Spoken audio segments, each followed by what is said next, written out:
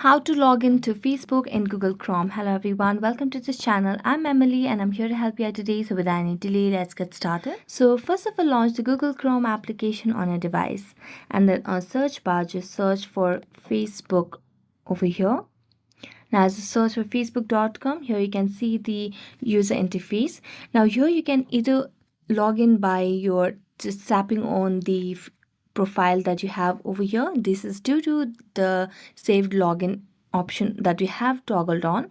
Next, you can just tap on this email ID over here and then just tap on email and then use your login credentials over here by entering your email ID and your password, and just tap on login and you'll be able to log into your Google Facebook in Google Chrome. So thank you so much for watching this video. If you enjoyed watching it, don't forget to like, subscribe and hit the bell notification for more updates. That's it for today and see you next time.